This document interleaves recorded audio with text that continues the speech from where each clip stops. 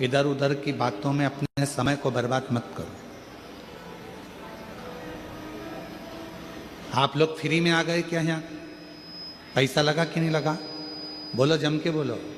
25 रुपये, 50 रुपये, 100 रुपये, 200 रुपये तुमने ऑटो के खर्च करे होंगे, डीजल में खर्च करे होंगे, मोटरसाइकिल में खर्च करे होंगे, पेट्रोल डीजल में इतना पैसा लगाकर जब यहाँ पहुँचे हो तो व्यर्थ की बातें सुनने के लिए नहीं पहुँचे। इसलिए बहुत सावधानी से इस कथा में मन को लगाना। अगली बार जब कथा में आओ तो तुम्हारा भी पत्र इस व्यासपीठ पर हो, इस भाव के साथ कथा सुनो, उस भाव के साथ कथा को सुनो। एक दक्षिण प्रदेश में नील वर्मा नाम के एक राजा हुआ। नील वर्मा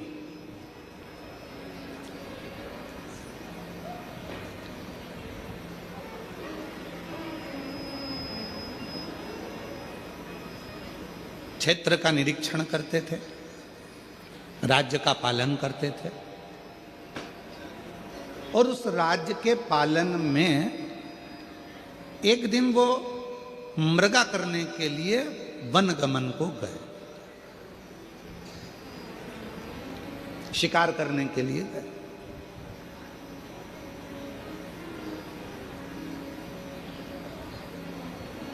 उन्होंने देखा कि मेरे नगर के अंदर बहुत सुंदर सुंदर सरोवर हैं, बहुत सुंदर सुंदर वन क्षेत्र है।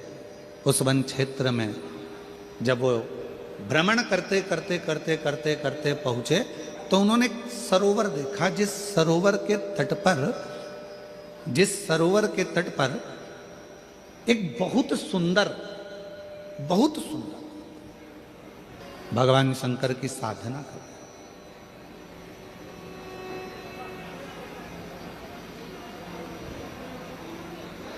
और शिव महापुराण की कथा कहती है, मनुष्य की सुंदरता कब सफल है? जब उसके सुंदर मुख से भगवान के मंत्र का या भगवान के नाम का उच्चारण नित्य होता है, तो सुंदरता सिद्ध। मान लो हम भगवान ने हमको काया दी अच्छी, धन दिया अच्छा, शरीर दिया अच्छा, हाथ दिए, पांव दिया, मुख दिया, श्रवण शक्ति दी, नेत्र दिए, नासिका दी, अधर दिए, जिह्वा दी, सब कुछ दिया, खूब अच्छा दिया, और उसका हम सदुपयोग ही ना कर सके तो फिर क्या मतलब? इस संसार सागर में आने के बाद हमने करा क्या? केवल एक छोटी दुकान थी, उसको बड़ा करा, छोटा मकान था, उसको बड़ा करा, घर में अलमारी एक थी, 2 करी, अलमारी 4 थी, 8 कर ली, हमने बाथरूम 1 था, 2 बना लिए, हमने रसोई घर 4 कर लिए, हमने वेयर हाउस बना लिया, हमने प्लाटिंग कर ली, हमने जमीन बना ली, हमने कॉलोनी बना ली, हमने महल बना लिया। इस संसार सागर में आने के बाद हमने करा क्या? एक काम करा, एक छोटी दुकान को बड़ी दुकान करा, एक छोटे मकान को बड़ा मकान करा, एक अलमारी को 2 अलमारी करा, एक अंगूठी को 4 अंगूठी करा, एक चेन को 4 हार करा। केवल बढ़ाया। क्या बढ़ाया? धन, संपदा, सत्ता, वैभव, प्रतिष्ठा बढ़ाई, पर भजन उतना की उतना ही रह गया। बढ़ना क्या था? भजन बढ़ता तो जीवन में ये सब कुछ अपने आप बढ़ते चले जाता, पर भजन कम हो गया और वैभव बढ़ गया। महाराज, वैभव बढ़, वैभव बढ़ा।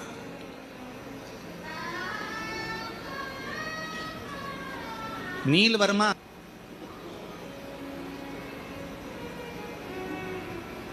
आर्ष पत्नी पद्मावती को देखकर उसके मन में आया कि कितनी सुंदर स्त्री है, कितनी सुंदर, इसकी सुंदरता इतनी सुंदर।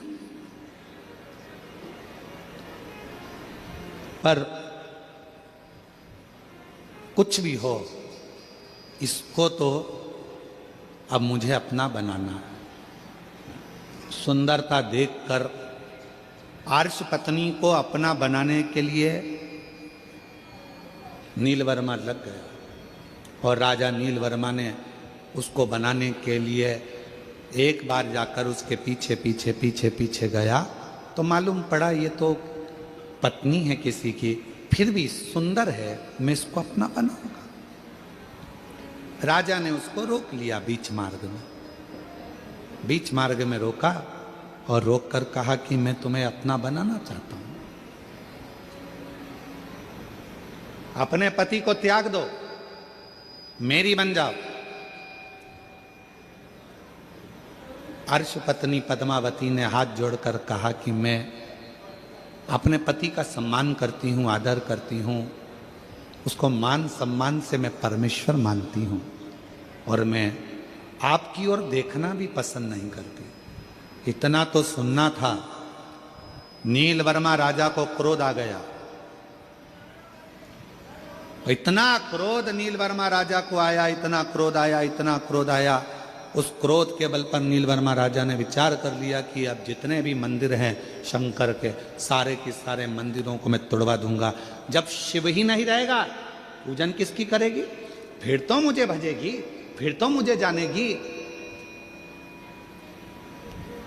पर कौन बताए, लगन तुमसे लगा बैठे जो होगा देखा जाएगा, और तुम्हें अपना बना बैठे जो होगा देखा जाएगा। कौन?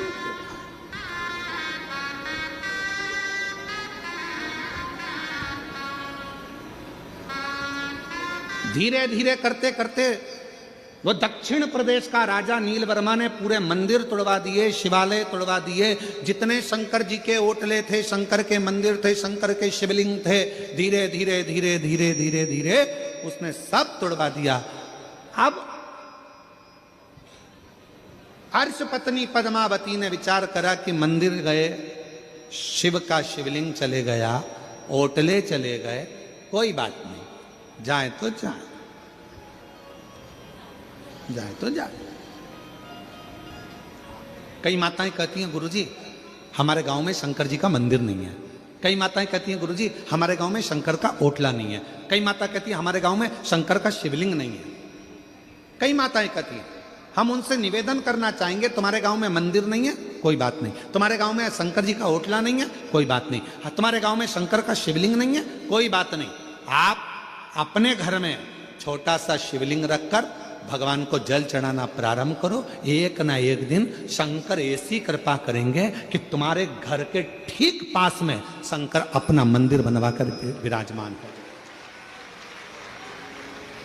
तुम्हारे घर के आसपास में शंकर जी खुद आएंगे, तुम्हें जाने की जरूरत नहीं पड़ेगी, तुम आराधना तो करो।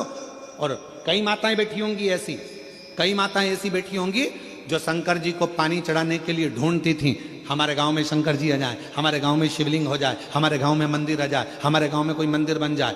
कई माताएं बैठी होंगी।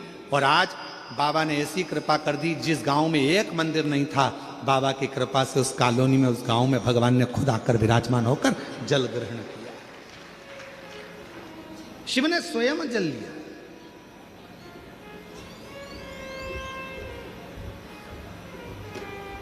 मेरा बाबा कहता है एक कदम चलो मेरी ओर, मैं 4 कदम चलूंगा तुम्हारी ओर।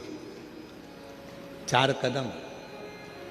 तुम 1 लोटा जल मुझे देते हो, बाबा कहते हैं उस 1 लोटे जल से इतना वैभव मैं तुझे प्रदान कर देता हूं कि पूरी जिंदगी तुझे संभालने का बल अपने पास रखता हूं।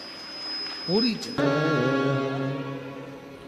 मुझे भावना लाया वो वैसा ही फल पाया, नहीं खाली उसे लौटाया, वो मन ही मन हर्षाया, और कर दिया माला माल काशी वाले, लुटा दिया भंडार काशी वाले, लुटा दिया भंडार काशी वाले, कर दिया माला काशी वाली ने। भगवान शिव की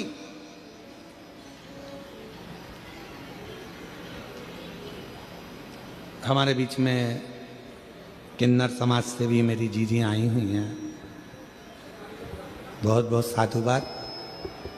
आ जाओ 1 मिनट के लिए आप लोग, आपके गुरु आई होंगे ना, हाँ आ जाओ आ जाओ।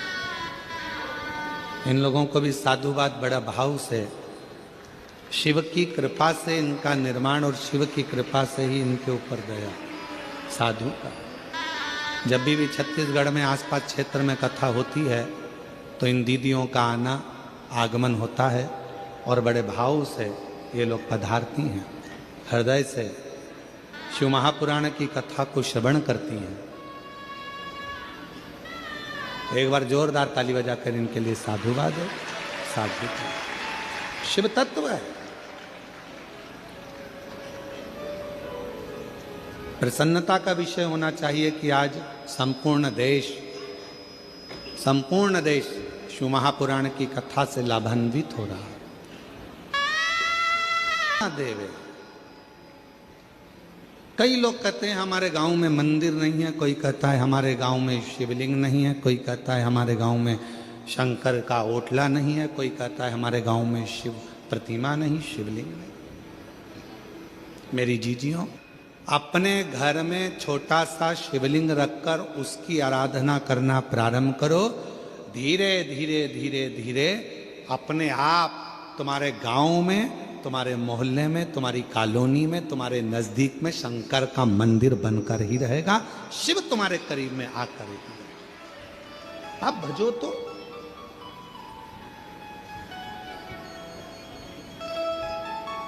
आप स्मरण करो तो।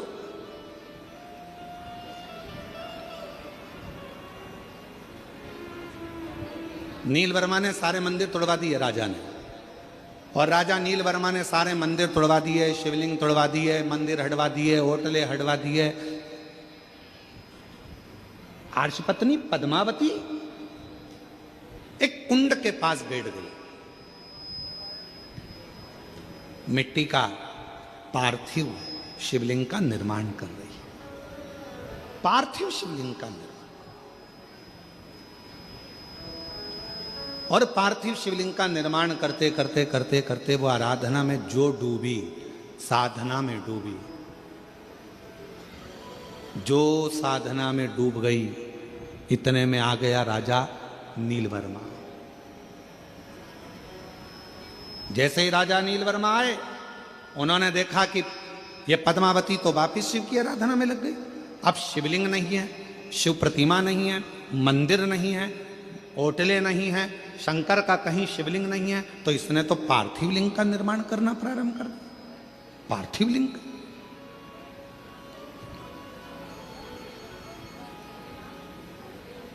क्या करा जाए? क्रोध आ गया राजा को, और राजा ने उसी समय पर गुस्से में आकर अपने पांव के अंगुष्ठ भाग को तोड़ने के लिए लगाने ही वाला था। इतनी देर में पद्मावती तो भक्ति में डूबी थी, शंकर के भजन में डूबी थी, और उस कुंड में से एक मछली कूद कर बाहर आई, और उस मछली ने राजा नीलवर्मा को खींचकर पानी में लेकर चली गई। पानी में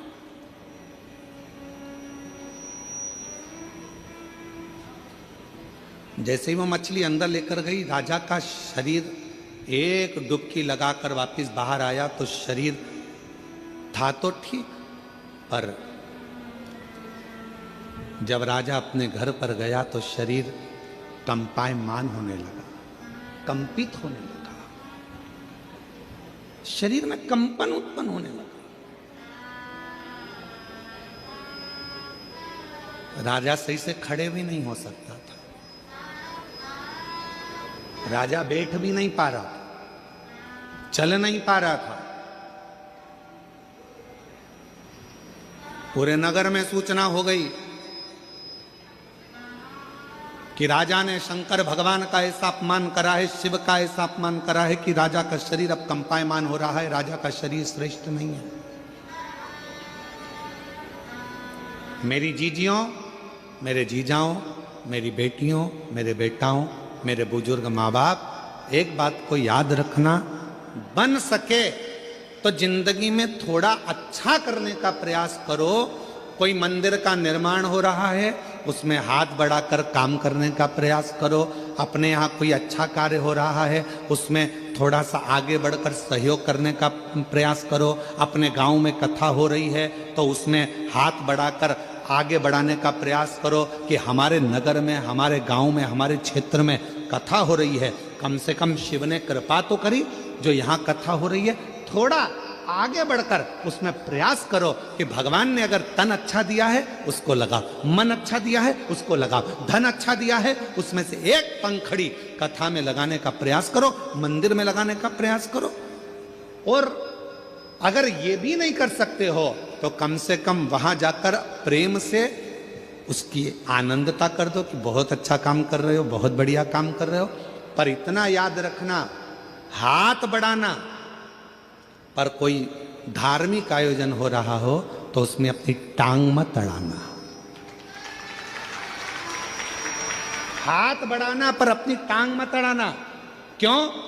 यही टांग, यही पांव एक दिन ऐसा आता है तेरा बुढ़ापा आते आते जो विरोध करता रहता है, शिव जी को क्यों पूजते हो, शंकर को जल क्यों चढ़ाते हो, शिव का भजन क्यों करते हो, शंकर के मंदिर क्यों जाते हो, क्यों शंकर की ये कथा हो रही है, क्यों हो रही है, क्यों हो रहा है। जो व्यक्ति ज्यादा टांग अड़ाता है, एक दिन वो व्यक्ति बुढ़ापा आते आते अपने पांव पर भी खड़ा नहीं रह पाता है, ऐसी बीमारी में ग्रसित हो जाता है कि ना हाथ हिल पाता है, ना पांव हिल पाता है। फिर प्रार्थना करता है, लोग तेल की मालिश करें, शरीर को घिसें, डॉक्टरों के पास जाएं, फिर थेरेपी कराएं, शरीर काम नहीं कर रहा। क्यों?